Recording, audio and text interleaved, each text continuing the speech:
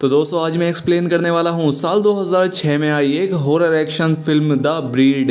इस कहानी की शुरुआत होते ही हमें एक सेल बोट पर एक कपल को दिखाया जाता है। अब जब वो अपना सफर तय कर रहे होते हैं तो रास्ते में उन्हें एक आइलैंड नजर आता है और ये उस पर चले जाते हैं। अब किनारे पर आने के बाद उसका हस्बैंड उस बोट को बांधने लगता है जबकि उसकी वाइफ अकेले ही आगे चली जाती है। अब वो चलते चलते एक कंपार्टमेंट तक पहुंचती है लेकिन वहां पर कोई भी नहीं होता, लेकिन फिर भी उसे यहाँ पर किसी के मूवमेंट की आहट होती है और इसी वजह से वो काफी डर जाती है। वो यहाँ से भागने लगती है और जाके एक पेड़ के पीछे छिप जाती है, लेकिन तभी उसे कोई घसीट कर यहाँ से ले जाने लगता है। वो काफी चिल्लाती है, यहाँ तक कि उसकी चीख की आवाज उसका हस्बैंड भी सुन लेता है। इसके बाद हमें एक प्राइवेट प्लेन को दिखाया जाता है जो कि उसी आइलैंड पर आया होता है, जिसमें दो भाई मैट और जॉन थे और ये लोग अपने 3 फ्रेंड के साथ इसी आइलैंड पर एंजॉय करने के लिए आए थे। दरअसल यहाँ पर इनके अंकल का एक घर था जिनकी कुछ ही समय पहले जान चली गई थी। ये आइलैंड पूरी तरह से सुनसान था, यहाँ पर कोई भी नहीं था और इन दोनों भाइयों की आपस में बनती भी नहीं थी और यही वजह थी कि वो यहाँ पर आया करते थे क्योंकि उन्होंने अपना सारा बचपन इसी आइलैंड पर गुजारा था और एक दूसरे को समझने के लिए इससे बेहतर जगह कोई हो ही नहीं सकती। वो इस आइलैंड पर आने के बाद काफी एंजॉय करते हैं। इन्हें यहाँ अपने घर के बाहर एक छोटा पपी मिलता है, उसे सारा अपने पास रख लेती है। इन फ्रेंड्स में एक नोआ नाम का लड़का भी था। जब वो रात को किचन में जाता है तो वो पपी भी उसके पीछे पीछे किचन में चला जाता है। नोआ उससे कहता है कि मुझे डॉग्स से ज्यादा बिल्लियां पसंद हैं, इसलिए वो उसे गुर्राने लगता है। मानो ऐसा लग रहा था जैसे वो उसकी बात समझ गया हो और उसे उसकी बात बुरी लगी हो। नोआ को भी ये बात थोड़ी अजीब लगती है। खैर इसके बाद वो किचन से बाहर आ जाता है और वो पपी भी यहाँ से निकलकर भाग जाता है। अब सारा को उसकी काफी फिक्र होती है और वो जॉन के साथ उसे ढूंढने के लिए जाती है। अब बाहर जाने पर वो उन्हें मिल तो जाता है, लेकिन जैसे ही वो उसे उठाने की कोशिश करते हैं एक बड़ा डॉग उन पर हमला कर देता है। वो सारा के पैर पर काट कर यहाँ से भाग जाता है। सारा का इतना गहरा जख्म देखकर निकी प्लेन तैयार करने के लिए कहती है, लेकिन जॉन यहाँ से जाना नहीं चाहता था। वो कहता था कि ये कोई इतनी बड़ी बात नहीं है क्योंकि कुत्ते के काटने के बाद अगर 7 दिन के अंदर ही उसका इंजेक्शन लग जाए तो उसका जहर बॉडी में नहीं फैलता और इसीलिए हम यहाँ पर कुछ और दिन बिता सकते हैं और इसीलिए सारा भी उसकी बात मान लेती है। मैट सारा को बताता है कि पहले यहाँ पर एक डॉग ट्रेनिंग कंपाउंड था और बचपन में हम वहाँ जाकर पपीज से खेला करते थे, लेकिन बाद में उनमें से एक डॉग को इन्फेक्शन हो गया था और इसीलिए उन सारे डॉग्स को मारना पड़ा था। खैर अब अगली सुबह सारा का बिहेवियर पूरी तरह से एकदम चेंज था। वो किसी से भी ठीक से बात नहीं कर रही थी और वो खाना भी इतनी अजीब तरह से खा रही थी जैसे उसने सदियों से खाना ना खाया हो। खैर अब निकी और सारा को यहाँ पर छोड़कर वो तीनों हंटिंग के लिए चले जाते हैं, लेकिन जंगल में उन्हें कोई भी दूसरा जानवर जैसे कि हिरन या खरगोश कहीं नहीं मिलता। नोआ यहाँ पर कुछ फोटो लेने लगता है और तभी उसके सामने अचानक से एक कुत्ता आ जाता है। वो धीरे से पीछे होने की कोशिश करता है, लेकिन उसके पीछे भी एक डॉग बैठा था।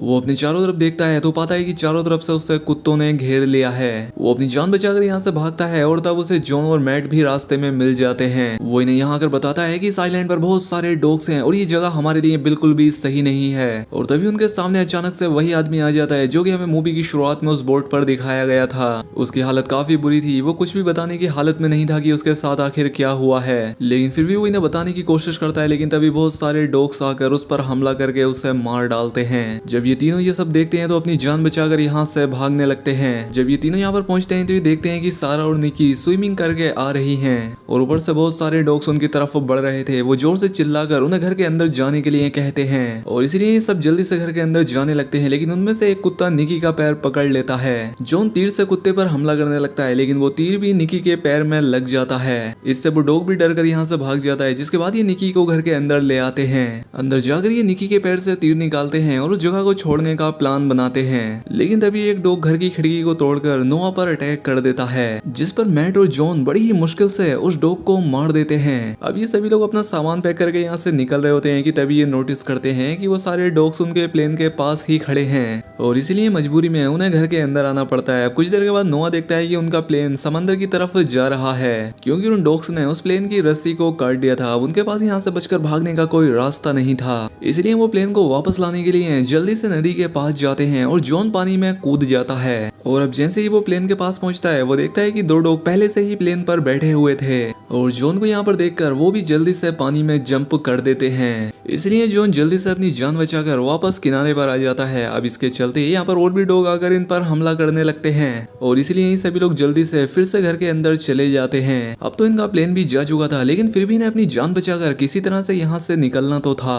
अब ये सभी लोग गैरेज तक जाकर वहां से कार निकालने का प्लान बनाते हैं, क्योंकि उसमें बैठकर ये लोग कंपाउंड तक जा सकते थे और वहां से किसी की हेल्प भी ले सकते थे।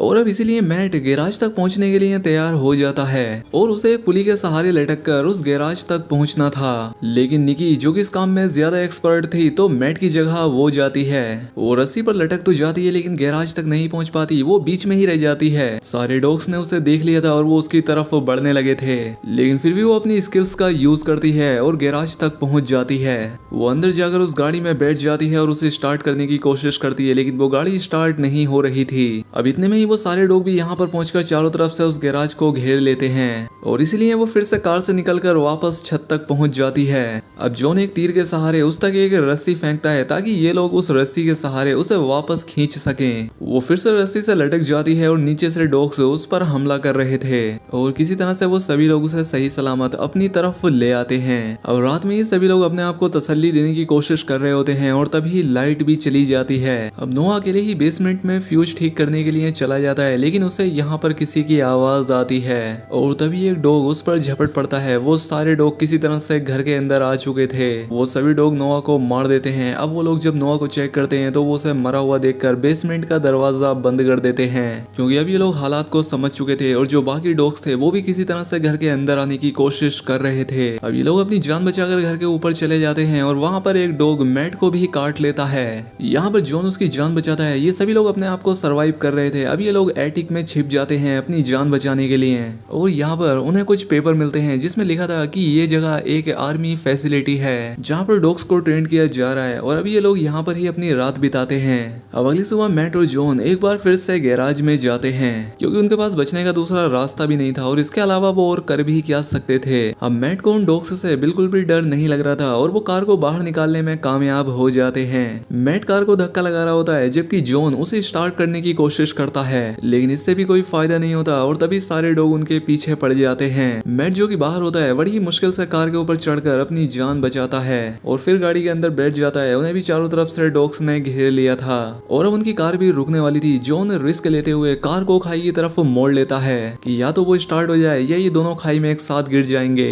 और अच्छी बात यह होती है कि खाई में जाने से पहले ही वो कार स्टार्ट हो जाती है, जिसके बाद ये कार को वापस पीछे लाते हैं। कार की आवाज सुनकर वो डॉग्स यहाँ से भागने लगते हैं, जिससे समझ जाते हैं कि इन डॉग्स को शोर बिल्कुल पसंद नहीं है। अब वो कार लेकर घर के पास जाते हैं और निकी और सारा को बाहर बुलाते हैं। निकी नीचे आकर बताती है कि सारा नीचे नहीं आना चाहती, इसलिए जॉन उसे नीचे लेने के लिए जाता है और तभी वहां पर एक डॉग आकर सारा पर अटैक कर देता है और जॉन वहां पर मौजूद खिड़की से नीचे गिर जाता है और सारा भी उस डॉग के साथ खिड़की से बाहर निकलकर एक टूटे हुए झूले पर गिर जाती है, जिससे डॉग और उसकी जान चली जाती है। सारे डॉग उसे अपना निवाला बनाने लगते हैं। अब ये तीनों बचते हैं और कंपाउंड की तरफ जाने लगते हैं। वो यहाँ तक पहुंच जाते हैं जहाँ आने का उन्होंने प्लान बनाया था। वो अपनी कार को छोड़कर अंदर घुस जाते हैं। अंदर आकर उन्हें पता लगता है कि यहाँ पर सिर्फ डॉग को ट्रेन ही नहीं किया जा रहा था, बल्कि उन्हें जेनेटिकली इनहेंस भी किया जा रहा था और यही वजह थी कि वो डॉग इतने ज्यादा चालाक और खतरनाक हो चुके थे। अब ये यहाँ पर किसी से कांटेक्ट करने की कोशिश करते हैं, लेकिन रेडियो टावर की एक वायर निकली हुई थी और इसीलिए जॉन उसे जोड़ने के लिए जाता है